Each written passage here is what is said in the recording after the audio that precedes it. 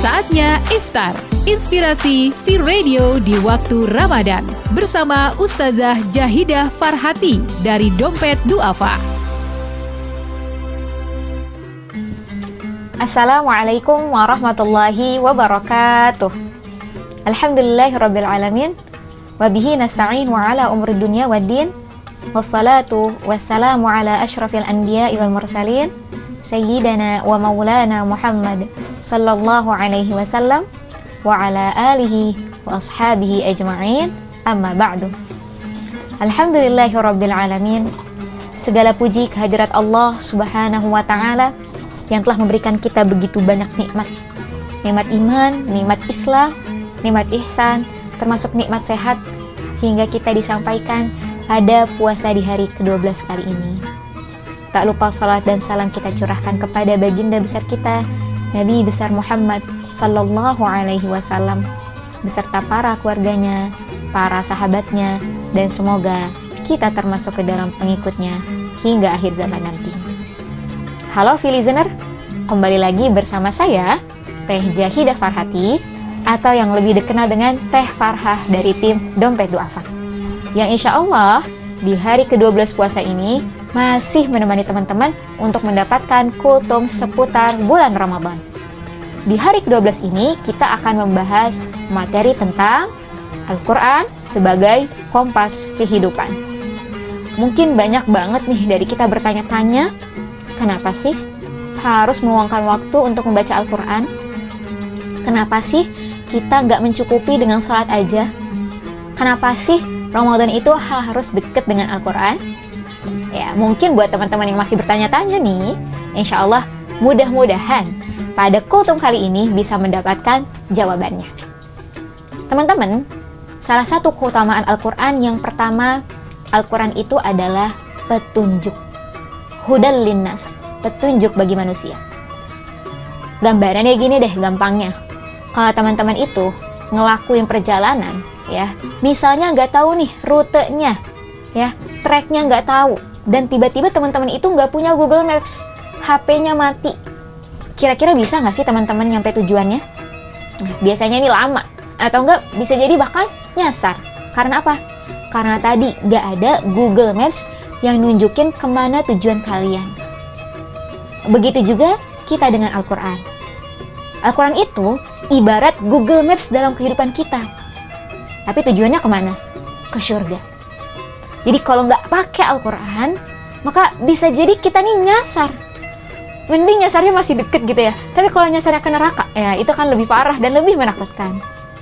Makanya di sini Al-Quran adalah petunjuk bagi kita, guidance bagi kita. Bukan hanya soal ibadah saja, tapi seluruh lini hidup kita harus berdasarkan ajaran Al-Quran. Maka jangan sampai nih Al-Quran justru tidak menjadi prioritas dalam kehidupan kita. Banyak dari kita yang mungkin merasa Al-Quran itu hanya sebagai petunjuk buat ibadah saja. Tapi dalam hal interaksi, dalam hal muamalah, mungkin dalam hal pekerjaan itu tidak mau diatur oleh Al-Quran. Bisa nggak sih begitu? Enggak. Al-Quran itu mengurusi semuanya.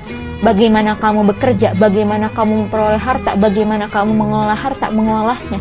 Itu semua diatur dalam Al-Quran. Maka tadi, Al-Quran adalah petunjuk, bukan hanya petunjuk ibadah, tapi petunjuk kehidupan seluruhnya. Kemudian yang kedua, keutamaan Al-Quran yang jarang banget diketahui orang, Al-Quran adalah obat dari kepikunan. Iya benar, Al-Quran itu obat kepikunan. Dalam surah At-Tin, Allah Subhanahu wa taala berfirman, "Tsumma radadnahu asfala safilin."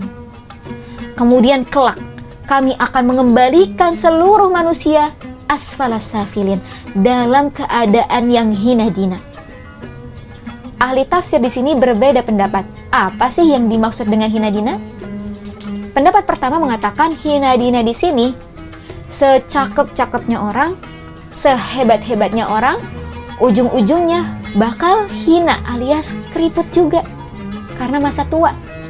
Ya mungkin secantik-cantiknya kita di masa muda, sepopulernya kita di masa muda, bisa jadi nanti ketika tua semua itu hilang. Pendapat kedua mengatakan sekeren-kerennya, sedigdayanya seseorang, ujung-ujungnya akan memasuki kehidupan yang hina, yaitu kuburan. Mungkin kita punya rumah berapa hektar, tanah berapa hektar, tapi ketika di kuburan hanya sepetak saja. Tempat tinggal abadi kita hanya sepetak saja. Nah, terkait dalam hal ini, seorang tabi'in bernama Ikrimah mengatakan, barang siapa yang kehidupannya dekat dengan Al-Quran, maka dia akan diselamatkan dari kehidupan yang hina dina. Masya Allah. Tadi kita dapetin salah satu makna hina dina adalah keriput. Biasanya kalau orang keriput identik dengan apa teman-teman? Mungkin mengalami tua, mengalami kepikunan dan sebagainya. Maka seorang tabi'in bernama Ikrimah mengatakan, kalau kita nih mudanya, semasa hidupnya dekat dengan Al-Quran, insya Allah akan diselamatkan dari kepikunan. Jadi ternyata Al-Quran itu nutrisi buat otak kita. Dan Teteh jadi saksi nyatanya. Ketika dulu Teteh kuliah di Mesir, Teteh pernah mendapati dosen umurnya 80 tahun. Bahkan mohon maaf ketika bicara kurang jelas, tapi hafalan terkait kitabnya tidak pernah pudar. Bahkan beliau masih mengingat nama murid-muridnya itu. Tidak lain karena apa? Karena kehidupan mudanya dekat dengan Al-Quran. Maka buat teman-teman nih yang mau selamat dari kepikunan, maka yuk sama-sama kita dekat dengan Al-Quran. Yang ketiga, Al-Quran adalah obat bagi penyakit hati. Kalau kita mungkin punya penyakit di tubuh, kita punya sakit kepala, kita tinggal ke dokter. Kita punya luka di tubuh atau di badan, tinggal ke dokter, bisa diobati. Tapi kalau penyakit hati, apakah kita bilang ke dokter, dok, aku sakit hati nih, kemudian dokter membelah, membersihkan? Apakah bisa sembuh seperti itu? Tidak bisa. Maka segala penyakit hati, iri, dengki, sombong, dan sebagainya hanya bisa disembuhkan dengan Al-Quran. Syifa'un lima fis sudur, menjadi obat bagi segala penyakit di dalam hati. Sehebat-hebatnya dokter, dia belum tentu bisa menangani penyakit hati. Tapi Al-Quran, dia bisa menjangkau relung hati terdalam kita. Maka kalau teman-teman nih sering ngerasa galau, sering ngerasa tiba-tiba ada suatu perasaan yang aneh di dalam hati kalian, maka yuk coba luangkan waktunya untuk membaca Al-Quran. Dan terakhir, Al-Quran bisa menjadi syafaat pada hari akhir nanti. Dikatakan dalam hadis, ketika semua orang di alam barzah dikumpulkan, ya, maka Al-Quran bisa menjadi penyelamat kita. Dan dia berkata, ya Rabb, sesungguhnya orang ini senantiasa membacaku, membaca diriku ini ketika kehidupan di dunia. Maka selamatkanlah dia dari api neraka. Al-Quran bisa menjadi saksi teman-teman. Mungkin suatu saat kita hampir dimasukkan ke dalam neraka, maka Al-Quran bisa menjadi penyelamat kita untuk menyelamatkan diri kita dari panasnya api neraka.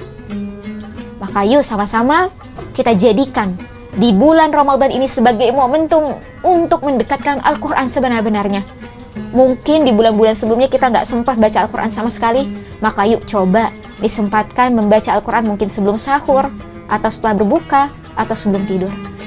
Jangan sampai nih justru di bulan Ramadan ini kita jauh dari Al-Quran. Padahal sejatinya di bulan Ramadan lah bulan turunnya Al-Quran. Semoga Allah mudahkan kita. Sampai jumpa di episode selanjutnya. Wabillahi taufiq wal hidayah. Wassalamualaikum warahmatullahi wabarakatuh.